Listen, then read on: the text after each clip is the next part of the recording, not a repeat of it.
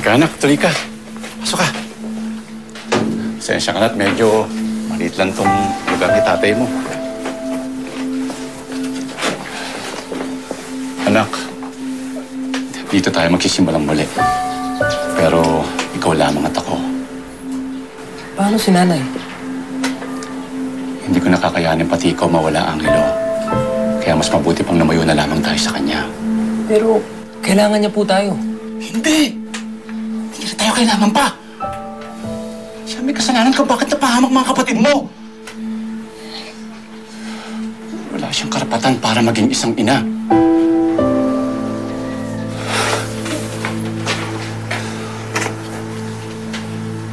Gugutom ka na ba?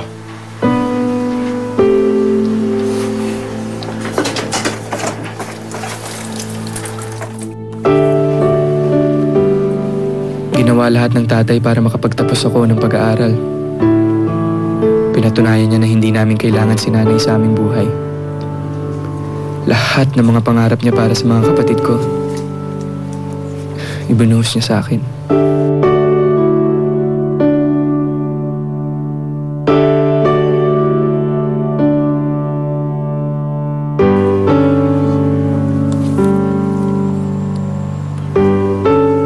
Oy, Angelo!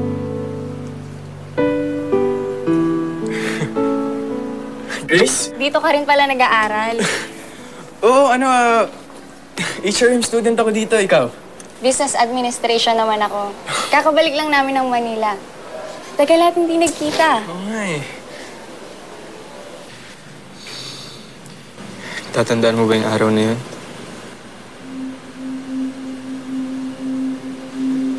Libing yan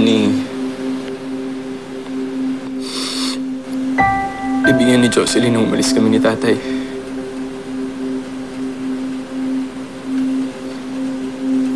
Simula kasi nun, hindi ko na nakita yung nanay ko.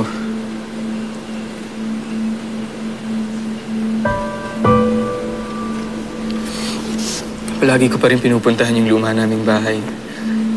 Baka sakali ako, baka andun siya. Pero wala eh.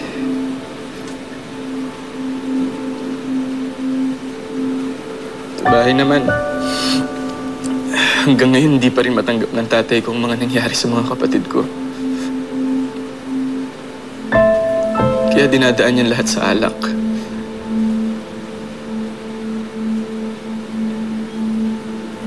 Alam mo, Grace, pakiramdam ko mag-isa na lang ako eh. Hindi naman mag-isa. Alam ng Diyos lahat ng pinagdaraanan mo ngayon. Bakit mo ba sa akin lagi sinasabi yan?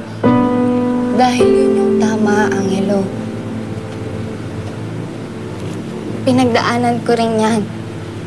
Nung mamatay yung mami ko sa isang aksidente noon. Nagalit ako sa Diyos dahil sa nangyaring yun. Alam mo, close kami ng mami ko eh. Dahil nag-iisang anak lang ako. Kaya kinestyon ko siya. Bakit yung mami ko pa? Pero alam mo, nandyan yung daddy ko. Siya yung tumulong sa akin para malagpasan ko lahat yun. Simula na maging Christian siya, in-encourage niya ako na magtiwala at hayaan ng Diyos ang magtanggal lahat ng galit o sakit na nandyan sa puso ko ngayon. Alam ko, Angelo, yun din yung gagawin niya sa'yo. Kung hahayaan mo siyang pumasok dyan sa puso mo.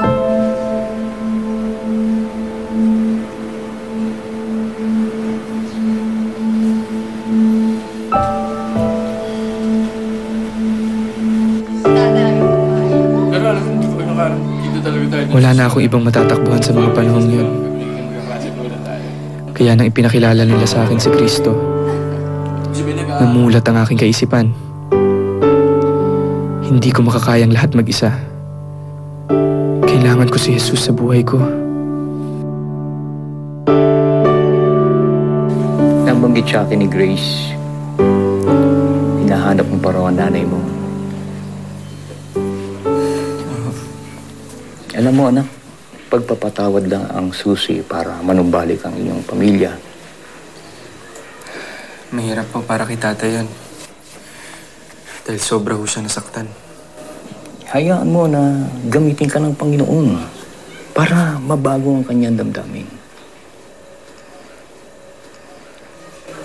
Ikaw mismo,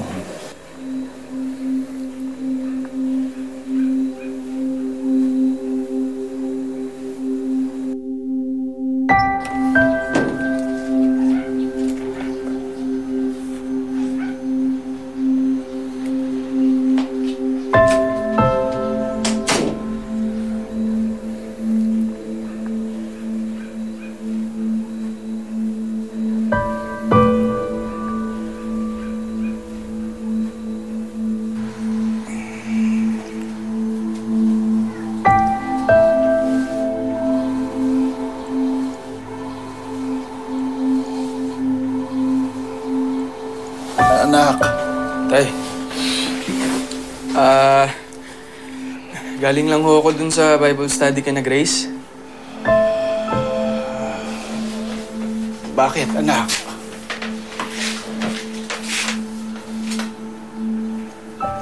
Tay, hindi ko alam kung paano ko sasabihin sa inyo eh. Tagal ko na hong hinahanap si nanay.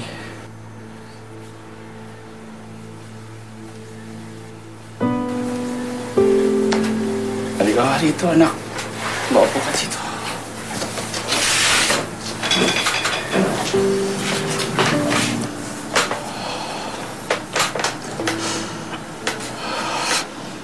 Bakit kulang pa ba yung mga ginagawa ko para sa'yo?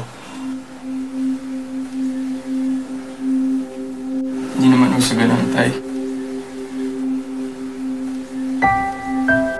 Ayoko sana kayo masaktan, pero Tay, pakiramdam ko parang nalibing na rin kayo nung mamatay ang mga kapatid ko eh. Tay, gusto ko matupad lahat ng plano niyo para sa akin. Kaya lang, Tay, kahit anong pagpupursiging gawin ko, lagi hong may kulang eh. Lagi hong may kulang kasi wala si nanay.